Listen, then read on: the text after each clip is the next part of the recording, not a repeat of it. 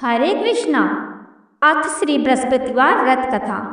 भारतवर्ष में एक प्रतापी और दानी राजा राज्य करता था। वह नित्य गरीबों और ब्राह्मणों की सहायता करता था। यह बात उसकी रानी को अच्छी नहीं लगती थी। वह न गरीबों को दान देती, न ही भगवान का पूजन करती थी और राजा को भी दान देने से मना किया करती थी। एक दिन राजा शिकार खेलने वन को गए हुए थे तो रानी महल में अकेली थी। उसी समय बृहस्पति देव साधु वेश में राजा के महल में भिक्षा के लिए गए और भिक्षा मांगी। रानी ने भिक्षा देने से इनकार किया और कहा, हे साधु महाराज, मैं तो दान पुण्य से तंग आ गई हूँ। मेरा पति सारा धन लुटाता रहता है। मेरी इच्छा है कि हमारा सारा धन नष्ट हो जाए, फिर न रहेगा बांस न बजेगी बांसुरी। साधु ने कहा, देवी तुम तो बड़ी विचित्र हो। धन संतान सिर्फ तो सभी चाहते हैं, पुत्र और लक्ष्मी तो पापी के घर भी होने चाहिए। यदि तुम्हारे पास अधिक धन है तो भूखों को भोजन दो, प्यासों के लिए प्याऊ बनवाओ, मुसाफिरों के लिए धर्मशालाएं खुलवाओ। जो निर्धन अपनी कुंवारी कन्याओं का विवाह नहीं कर सकते उनका विवाह करा दो। ऐसे और कई काम हैं जिनके करने से तुम्हारा यश लोक परलोक में फैलेगा। परंतु रानी पर उपदेश का कोई प्रभाव न पड़ा। वह बोली, महाराज आप मुझे कुछ ना समझाए, मैं ऐसा धन नहीं चाहती जो हर जगह बांटती फिरूं। साधु ने उत्तर दिया, यदि तुम्हारी ऐसी इच्छा है तो तथास्तु। तुम ऐसा करना कि बृहस्पतिवार को घर लीप कर पीली मिट्टी से अपना सिर धोकर स्नान करना, भट्टी चढ़ाकर कपड़े धोना। ऐसा करने से आपका सारा धन नष्ट हो जाएगा। इतना कहकर वे साधु महाराज वहां से आलोप हो गए। साधु के अनुसार कई बातों को पूरा करते हुए रानी को केवल 3 बृहस्पतिवार ही बीते थे कि उसकी समस्त धन संपत्ति नष्ट हो गई। भोजन के लिए राजा का परिवार तरसने लगा।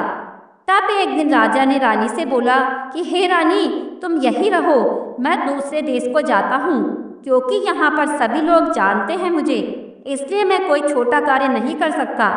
ऐसा कहकर राजा परदेश चला गया। वहाँ वह जंगल से लकड़ी काट कर लाता और शहर में बेचता। इस तरह वह अपना जीवन व्यतीत करने लगा। इधर राजा के परदेश जाते ही रानी और दासी दुखी रहने लगी। एक बार जब रानी और दासी को 7 दिन तक बिना भोजन के रहना पड़ा तो रानी ने अपनी दासी से कहा, हे दासी, पास ही के नगर में मेरी बहन रहती है, वह बड़ी धनवान है, तो उसके पास जा और कुछ ले आ ताकि थोड़ी बहुत गुजर बसर हो जाए। दासी रानी की बहन के पास गई। उस दिन गुरुवार था और रानी की बहन उस समय बृहस्पतिवार व्रत की कथा सुन रही थी। दासी ने रानी के बहन को अपनी रानी का संदेश दिया, लेकिन रानी की बड़ी बहन ने कोई उत्तर नहीं दिया। जब दासी को रानी की बहन से कोई उत्तर नहीं मिला तो वह बहुत दुखी हुई और उसे क्रोध भी आया। दासी ने वापस आकर रानी को सारी बात बता दी। सुनकर रानी ने अपने भाग्य को कोसा। उधर रानी की बहन ने सोचा कि मेरी बहन की दासी आई थी, परंतु मैं उससे नहीं बोली, इससे वह बहुत दुखी हुई होगी। कथा सुनकर और पूजन समाप्त करके वह अपनी बहन के घर आई और कहने लगी, हे बहन, मैं बृहस्पतिवार का व्रत कर रही थी, तुम्हारी दासी मेरे घर आई थी, परंतु जब तक कथा होती है तब तक ना उठते हैं और ना ही बोलते हैं, इसलिए मैं नहीं बोली। कहो दासी क्यों गई थी? रानी बोली, बहन तुमसे क्या छुपाऊं, हमारे घर में खाने तक को अनाज नहीं था। ऐसा कहते कहते रानी की आंखें भर आई। उसने दासी समेत पिछले 7 दिनों से भूखे रहने की बात अपनी बहन को विस्तार पूर्वक सुना दी। रानी की बहन बोली, देखो बहन, भगवान बृहस्पति देव सबकी मनोकामना पूर्ण करते हैं। देखो, शायद तुम्हारे घर में भी अनाज रखा हो। पहले तो रानी को विश्वास नहीं हुआ, पर बहन की आग्रह करने पर उसने अपनी दासी को अंदर भेजा तो उसे सचमुच अनाज से भरा एक घड़ा मिल गया। यह देखकर दासी को बड़ी हैरानी हुई। दासी रानी से कहने लगी, हे रानी, जब हमको भोजन नहीं मिलता तब भी तो हम व्रत ही करते हैं, इसलिए क्यों न इनसे व्रत और कथा की विधि पूछ ली जाए ताकि हम भी व्रत कर सके। तब रानी ने अपनी बहन से बृहस्पतिवार व्रत के बारे में पूछा। उसकी बहन ने बताया, बृहस्पतिवार के व्रत में चने की दाल और मुनक्का से विष्णु भगवान का केले की जड़ में पूजन करें तथा दीपक जलाए, व्रत कथा सुने और पीला भोजन करें, इससे बृहस्पति देव प्रसन्न होते हैं। व्रत और पूजन विधि बताकर रानी की बहन अपने घर को लौट गई। 7 दिन के बाद जब गुरुवार आया तो रानी और दासी ने व्रत रखा। घुड़साल में जाकर चना और गुड़ लेकर आई। फिर उससे केले की जड़ तथा विष्णु भगवान का पूजन किया। अब पीला भोजन कहाँ से आए? इस बात को लेकर दोनों बहुत दुखी थी। क्योंकि उन्होंने व्रत रखा था, इसलिए बृहस्पति देव उनसे प्रसन्न थे। इसलिए वे एक साधारण व्यक्ति का रूप धारण कर 2 थालों में सुंदर पीला भोजन दासी को दे गए। भोजन पाकर दासी प्रसन्न हुई और फिर रानी के साथ मिलकर भोजन ग्रहण किया। उसके बाद वे सभी गुरुवार को व्रत और पूजन करने लगी। बृहस्पति भगवान की कृपा से उनके पास फिर से धन संपत्ति आ गई, परंतु रानी फिर से पहले की तरह आलस्य करने लगी। तब दासी बोली, देखो रानी, तुम पहले भी इसी प्रकार आलस्य करती थी। तुम्हें धन रखने में कष्ट होता था, इस कारण सभी धन नष्ट हो गया, और अब जब भगवान बृहस्पति की कृपा से धन मिला है तो तुम्हें फिर से आलस्य होता है।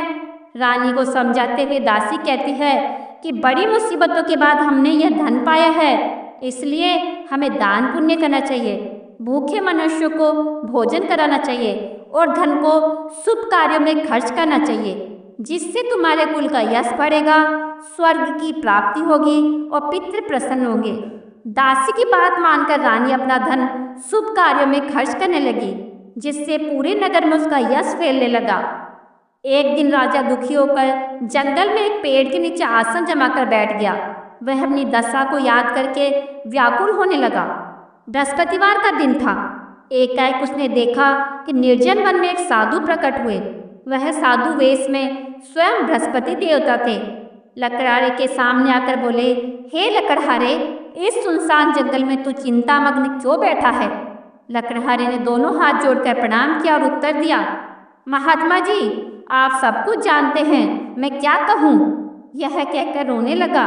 उस साधु को अपनी आत्मकथा सुनाई। महात्मा जी ने कहा, तुम्हारी स्त्री ने बृहस्पतिवार के दिन बृहस्पति भगवान का निरादर किया है, जिसके कारण रुष्ट होकर उन्होंने तुम्हारी दशा कर दी है। अब तुम चिंता को दूर करके मेरे कहने पर चलो तो तुम्हारे सब कष्ट दूर हो जाएंगे और भगवान पहले से भी अधिक संपत्ति देंगे। तुम बृहस्पतिवार के दिन कथा किया करो। 2 पैसे के चने मुनक्का लाकर उसका प्रसाद बनाओ और शुद्ध जल से लोटे में शक्कर मिलाकर अमृत तैयार करो। कथा के पश्चात अपने सारे परिवार और सुनने वाले प्रेमियों में अमृत के प्रसाद बांटकर आप भी ग्रहण करो। ऐसा करने से भगवान तुम्हारी सब मनोकामनाएं पूर्ण करेंगे। साधु के ऐसा वचन सुनकर लकड़हारा बोला, हे प्रभु, मुझे लकड़ी बेचकर इतना पैसा नहीं मिलता जिससे भोजन के उपरांत कुछ बचा सकूं। मैंने रात्रि में अपनी स्त्री को व्याकुल देखा है। मेरे पास कुछ भी नहीं है जिससे हम उसकी खबर मंगा सकूं। साधु ने कहा, हे लकड़हारे, तुम किसी बात की चिंता मत करो। बृहस्पतिवार के दिन तुम रोजाना की तरह लकड़ियां लेकर शहर को जाओ। तुमको रोज से दोगुना धन प्राप्त होगा, जिससे तुम भली भांति भोजन कर लोगे तथा बृहस्पति देव की पूजा का सामान भी आ जाएगा। इतना कहकर साधु अंतर्ध्यान हो गए। धीरे धीरे समय व्यतीत होने लगा। फिर वही बृहस्पतिवार का दिन आया। लकड़हारा जंगल से लकड़ी काटकर किसी शहर में बेचने गया। उसे उस दिन से और दिनों से अधिक पैसा मिला। राजा ने चना गुड़ आदि लाकर गुरुवार का व्रत किया। उस दिन से उसके सभी क्लेश दूर हुए। परंतु जब दोबारा गुरुवार का दिन आया तो राजा बृहस्पतिवार का व्रत करना भूल गया। इस कारण बृहस्पति भगवान नाराज हो गए। उस दिन उस नगर के राजा ने विशाल यज्ञ का आयोजन किया था। शहर में यह घोषणा करा दी थी कि कोई भी मनुष्य अपने घर में भोजन न बनावे, न आग जलावे। समस्त जनता मेरे यहाँ भोजन करने आवे। इस आज्ञा को जो न मानेगा उसे फांसी की सजा दी जाएगी। इस तरह की घोषणा संपूर्ण नगर में करवा दी गई। राजा की आज्ञा अनुसार शहर के सभी लोग भोजन करने गए, लेकिन लकड़हारा कुछ देर से पूछा, इसलिए राजा उसको अपने साथ घैलीवा ले गए और ले जाकर भोजन करा रहे थे तो रानी की दृष्टि उस खूंटी पर पड़ी जिस पर उसका हार लटका हुआ था। वह वहां पर दिखाई नहीं दिया। रानी ने निश्चय किया कि मेरा हार इस मनुष्य ने चुरा लिया है। उसी समय सिपाहियों को बुलाकर उसको कारागार में डलवा दिया। जब लकड़हारा कारागार में पड़ गया और बहुत दुखी होकर विचार करने लगा कि न जाने कौन से पूर्व जन्म के कर्म से मुझे दुख प्राप्त हुआ है, और उसी साधु को याद करने लगा जो कि जंगल में मिला था। उसी समय तत्काल बृहस्पति देव साधु के रूप में प्रकट हुए और उसकी दशा को देखकर कहने लगे, अरे मूर्ख, तूने बृहस्पति देव की कथा नहीं करी, इस कारण तुझे दुख प्राप्त हुआ है। अब चिंता मत कर, बृहस्पतिवार के दिन कारागार के दरवाजे पर 4 पैसे पड़े मिलेंगे, उनसे तू बृहस्पति देव की पूजा करना, तेरे सभी कष्ट दूर हो जाएंगे। बृहस्पतिवार के दिन उसे 4 पैसे मिले। लकड़ारे ने कथा कही। उसी रात्रि को बृहस्पति देव ने उस नगर के राजा को स्वप्न में कहा, हे राजा, तुमने जिस आदमी को कारागार में बंद कर दिया वह निर्दोष है, वह राजा है, उसे छोड़ देना। रानी का हार उसी खूंटी पर टंगा है, अगर तू ऐसा नहीं करेगा तो मैं तेरे राज्य को नष्ट कर दूंगा। इसी तरह रात्रि के स्वप्न को देखकर राजा प्रातःकाल उठा और खूंटी पर हाथ देखकर लकड़ारे को बुलाकर क्षमा मांगी। वह लकड़ारे को योग्य सुंदर वस्त्र आभूषण देकर विदा कर दिया। बृहस्पति देव की आज्ञा अनुसार लकड़ारा अपने नगर को चल दिया। राजा जब अपने नगर के निकट पहुंचा तो उसे बड़ा आश्चर्य हुआ। नगर में पहले से भी बाग, तालाब, कुएं व बहुत सी धर्मशाला, मंदिर आदि बने हुए थे। राजा ने पूछा, यह किसका बाग और धर्मशाला है? तब नगर के लोग कहने लगे, यह सब रानी और दासी के हैं। तो राजा को आश्चर्य हुआ और गुस्सा भी आया। जब रानी ने यह खबर सुनी कि राजा आ रहे हैं तो उन्होंने दासी से कहा कि हे दासी, देख, राजा हमको कितनी बुरी हालत में छोड़ गए थे, हमारी ऐसी हालत देखकर वह लौट न जाए, इसलिए तू दरवाजे पर खड़ी हो जा। आज्ञा अनुसार दासी दरवाजे पर खड़ी हो गई। राजा आए तो उन्हें अपने साथ लिवा लाई। तब राजा ने क्रोध करके अपनी रानी से पूछा कि यह धन तुम्हें कैसे प्राप्त हुआ है? तब उन्होंने कहा, हमें यह सब धन बृहस्पति देव की कृपा से प्राप्त हुआ है। राजा ने निश्चय किया कि 7 रोज बाद तो सभी बृहस्पति देव का पूजन करते हैं, परंतु मैं प्रतिदिन दिन में 3 बार कहानी तथा रोज व्रत किया करूँगा। अब हर समय राजा के दुपट्टे में चने की दाल बंधी रहती तथा दिन में 3 बार कहानी कहता। एक रोज राजा ने विचार किया, चलो अपनी बहन के यहाँ हो आवे। इस तरह निश्चय कर राजा घोड़े पर सवार हो अपनी बहन के यहाँ चलने लगा। मार्ग में उसने देखा कि कुछ आदमी मुर्दे को लिए जा रहे हैं। उन्हें रोककर राजा कहने लगा, अरे भाइयों, मेरी बृहस्पति देव की कथा सुन लो। वे बोले, लो, हमारा तो आदमी मर गया है, इसको अपनी कथा की पड़ी है। परंतु कुछ आदमी बोले, अच्छा कहो, हम तुम्हारी कथा सुनेंगे। राजा ने दाल निकाली और कथा आदि हुई तो मुर्दा हिलने लगा, और जब कथा समाप्त हो गई तो राम राम करके मनुष्य उठकर खड़ा हो गया। आगे मार्ग में उसे एक किसान खेत में हल चलाता मिला। राजा ने उसे देखकर बोला, अरे भैया, तुम मेरी कथा सुन लो। किसान बोला, जब तक मैं तेरी कथा सुनूंगा तब तक 4 हरैया जोत लूंगा, जा अपनी कथा किसी और को सुनाना। इस तरह राजा आगे चलने लगा। राजा के हटते ही बैल पछाड़ खाकर गिर गए तथा किसान के पेट में बड़ी जोर का दर्द होने लगा। उस समय उसकी माँ रोटी लेकर आई। उसने जब ये देखा तो अपने पुत्र से सब हाल पूछा और बेटे ने सभी हाल कह दिया। तो बुढ़िया दौड़ी दौड़ी घुड़सवार के पास गई और बोली, मैं तेरी कथा सुनूंगी, तू अपनी कथा मेरे खेत पर चलकर कहना। राजा ने बुढ़िया के खेत पर जाकर कथा कही, जिसके सुनते ही वह बैल उठ खड़े हुए तथा किसान के पेट का दर्द भी बंद हो गया। राजा अपनी बहन के घर पहुंचा। बहन ने भाई की खूब मेहमानी की।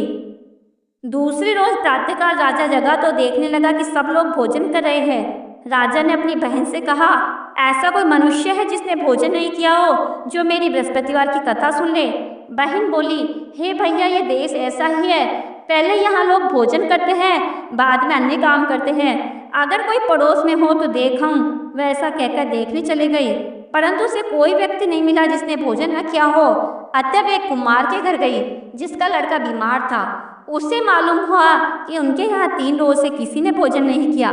रानी ने अपने भाई की कथा सुनने के लिए कुम्हार से कहा। वह तैयार हो गया।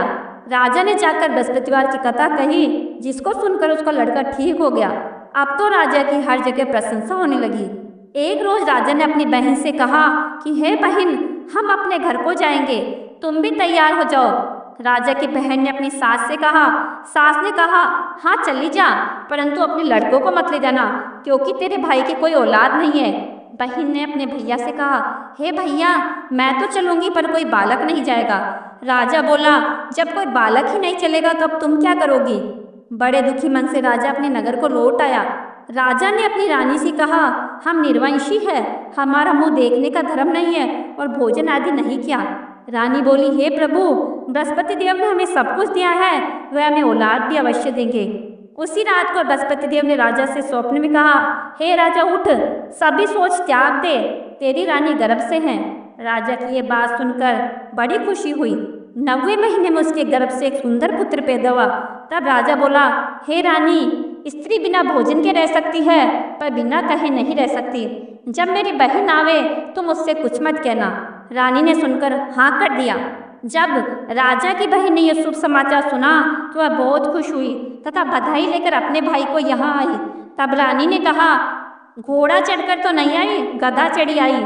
राजा की बहन बोली, भाभी, मैं इस प्रकार न कहती तो तुम्हें औलाद कैसे मिलती। बृहस्पति देव ऐसे ही है, जैसे जिसके मन में कामना है सभी को पूर्ण करते हैं। जो सद्भावना पूर्वक बृहस्पतिवार का व्रत करते हैं एवं कथा पढ़ते हैं अथवा सुनते हैं, दूसरों को सुनाते हैं, बृहस्पति देव उनकी सभी मनोकामनाएं पूर्ण करते हैं।